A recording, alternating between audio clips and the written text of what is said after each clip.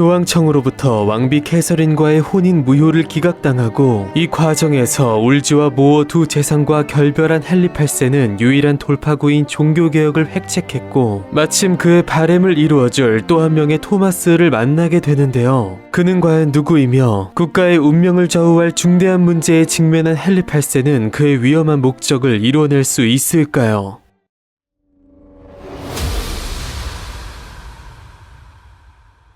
울지와 모어 등 재상직이 연이어 교체되는 혼란스러운 와중에 왕의 사랑을 듬뿍 받은 엠블리는 재상마냥 강요 임명 등 정치적 문제에서 큰 영향력을 발휘하게 되었고, 그녀의 힘을 등에 업은 신교 성향의 인물들이 세력을 불려나가기 시작했는데요. 당시 잉글랜드의 전통 카톨릭 세력들은 교황의 권위를 인정하고 스페인 왕가의 혈통인 캐서린을 진정한 왕비로 여긴 반면, 개신교 신학자들은 당연 교황의 권위를 인정하지 않았고, 그들에게 있어 결혼은 교회에서 주관하는 성례와 상관없다는 것이 통설이었던 만큼 국왕에게 혼인 무효에 대한 이론적 근거를 제공해준 것이었는데요. 엠블린의 경우 역시 신교도는 아니었으나 캐서린을 지지하는 카톨릭 세력에 대한 반동으로 개신교 성향의 젠트리들에게 정치적 호의를 보이면서 그들의 지지를 얻게 된 것이었습니다. 이러한 배경에서 1532년 30년간 영국교회 최고 성직자인 캔터베리 대주교직을 역임해온 윌리엄 워햄이 사망하면서 앤의 강력한 추천하 공석이 된 대주교직에 불린가의 개인 예배당 사제였던 토마스 크랜머를 앉혔으니, 일찍이 루터로부터 영향을 받아 교황과의 단절 및 종교개혁을 주장해온 그는 향후 20년간 대주교직을 지키면서 영국교회의 신교 성향이 뿌려지는 데 있어 큰 역할을 하게 됩니다.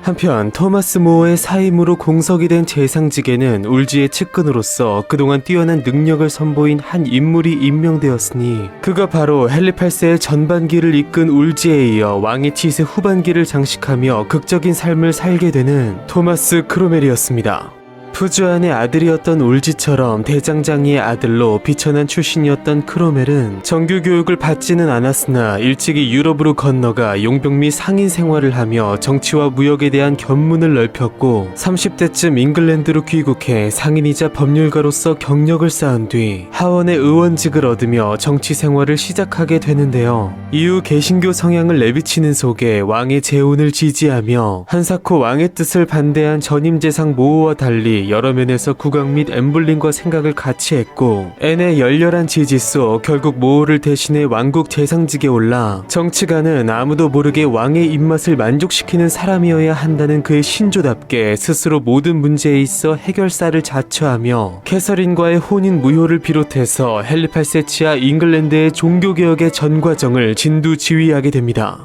한편 이처럼 헨리 8세가 종교개혁을 단행한 데에는 캐서린과의 혼인 무효 문제 및 개혁 성향의 신교 신학자들과 밀접한 관계를 가진 앤의 존재가 결정적 영향을 미친 것으로 알려져 있는데요. 그러나 이러한 거대한 개혁이 일어난 배경에 비단 왕의 개인적 문제만 있는 것은 아니었으니, 이미 대륙에서 카톨릭의 위선과 부패를 비판하며 거대한 종교개혁의 물결이 일어난 것처럼 잉글랜드에서 역시 교황청의 과도한 간섭과 수도 원의 부패에 이미 심한 염증을 느끼고 있었고, 에라스무스 모어와 인연을 맺은 신학자 존 콜레트는 이미 오래전부터 잉글랜드 교회의 세속성과 부패 문제에 대해 강력히 비판하기도 했습니다. 한편 영국은 선왕 헨리 7세 치하 해상무역을 장려하면서 중산계급이 급격히 성장하고 있었고, 이들은 정통주의를 배격하고 개인성을 중시하는 루터파의 신앙에 호의적 시선을 보냈는데요. 특히 영국의 이전 역사를 보더라도 플랜테저넷 왕조의 시조인 헨리 2세를 비롯해서 파문당한 존과 그의 아들 헨리 3세, 손자 에드워드 1세는 교회와 수도원의 재산을 놓고 교황과 수차례 다투었으며, 교황청이 로마와 아비뇽으로 갈라진 교회의 대분열 시기에는 대립교황들 사이에서 수없이 간을 본 탓에 그다지 좋은 관계를 유지하지 못했습니다. 한편 14세기에 등장한 영국 종교개혁의 원류라 할 수 있는 존 위클리프는 마틴 루터보다 200년 앞서 최초로 성경을 자국어로 번역하는 속에 교황의 수익권 등 교회 제도에 대한 비판, 성경 중심의 신앙을 주장하면서 후대의 종교개혁에 큰 영향을 주기도 했습니다. 헨리 8세의 경우 그의 신앙심과 별도로 즉위 초기부터 영국교회에 대한 통제를 간절히 원했고 추기경 울지를 교황의 대리인으로 삼아 내부를 통제하고자 그를 교황청에 사절로 인정해달라 요청했으나 번번이 거부당하면서 앙심을 품게 되었는데요. 반면 그의 라이벌이었던 프랑스와 1세가 카를 5세의 로마의 약탈 이전 교황군을 격파하여 얻어낸 볼로냐 화약을 통해 프랑스 교회에 대해 실질적 권한을 취득하는 것을 보며 배아파하기도 했습니다.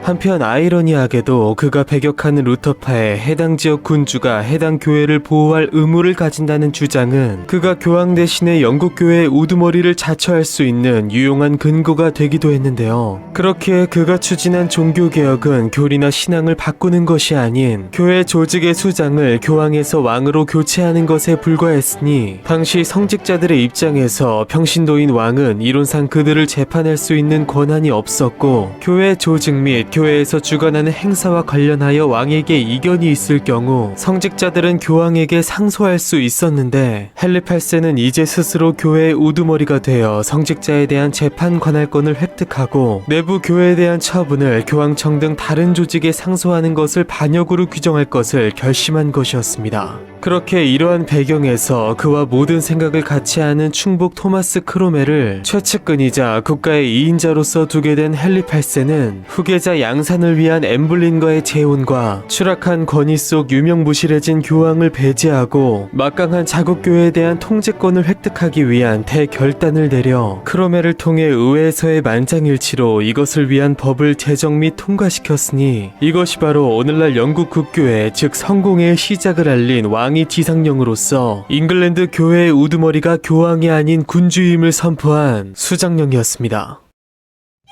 자신에 대한 맹목적 충성심과 그에 걸맞는 능력을 겸비한 토마스 크로멜을 등용하여 그토록 원했던 종교개혁을 일으킨 헨리 8세. 그러나 교회의 면벌부 판매로 촉발된 대륙의 종교개혁과 달리 모두가 아는 왕 개인의 문제로부터 시작된 영국의 종교개혁은 대내외적으로 많은 비판과 저항에 직면할 수밖에 없었는데요. 한편 이 모든 일이 치루어지는 과정의 한복판에 서 있던 두 명의 여인, 아라곤의 캐서린과 앤블린, 온 세간의 이목이 집중된 두 여인의 여정은 앞으로 과연 어떻게 펼쳐질 것이며 이 모든 희생을 치르며 재혼을 추진한 헨리 8세는 앤으로부터 과연 그가 그토록 원했던 후계자를 얻을 수 있을까요? 패기와 광기의 나날 속 역사상 가장 극적인 삶을 살아간 제왕의 이야기, 다음 시간에 계속됩니다.